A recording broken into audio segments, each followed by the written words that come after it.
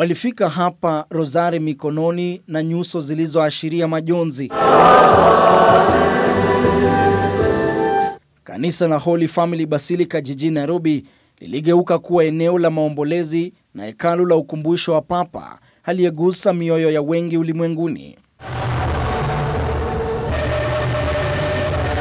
Waumini wa dini kutoka humu nchini wakiungana na ulimwengu kumwomboleza Papa Francis, kiongozi wa kiroho anayekumbukwa kwa unyenyekevu wake, huruma na kuwa mtetezi wa waliotengwa. Even though he was sick and even though he was dragging himself along, people didn't know, people didn't see. They saw the smiling Pope, the kind Pope, the attentive Pope, the merciful Pope. Ibada ya misa ikiongozwa na makasisi wa dayosisi ya Nairobi kwa ushirikiano na mwakilishi wa Papa Francis humu nchini na maaskofu kutoka kote nchini.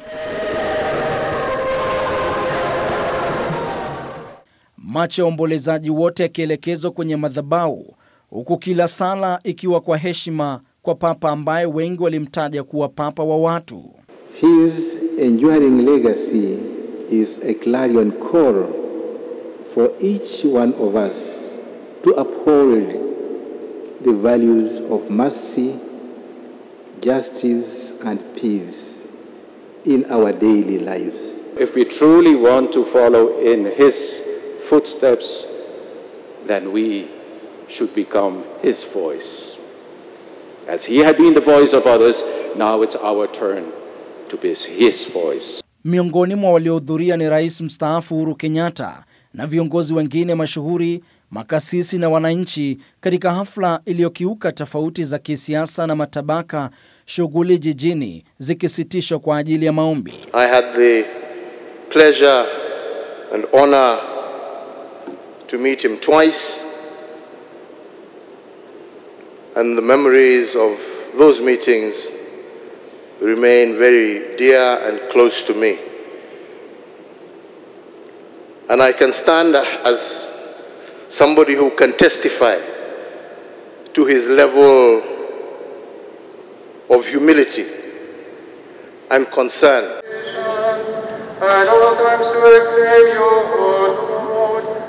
Liturujia ya misa ikiandaliwa kitakatifu kwa hisia zilizotulia, nyimbo zikawa za kumuaga huku maombi yakigeuka kuwa ya shukran. He was able to extend beyond his religion. He was able to see us all as humanity. He didn't pick and choose. And even the most vulnerable and the most outcast, he was able to ensure that they were given solace and comfort. We can ask ourselves whether we are sowing seeds of love or we are sowing seeds of disunity. Whether we are sowing seeds of peace or seeds of violence. Whether we are sowing seeds of unity or seeds of disunity. Wakati Papa Francis alipozuru Kenya mwaka 2015, wito wake wa haki, utunzaji wa mazingira na ujumuishaji ulivuma kote. I think our leaders need to learn from the Pope and be humble. They need to be servants of the people. They need to stop to be very truthful, because truthfulness is a virtue in Christianity. They also need to stop corruption and greed, because that is destroying our country. And all in all, they need to remember that in this life, you will go as you. You are not going to carry anything. I remember him mostly because of his humility, his powerful speeches, and sometimes even in his speeches, while they were powerful, but sometimes he would throw in a joke here and there, to pass his message. So I remember him particularly for that.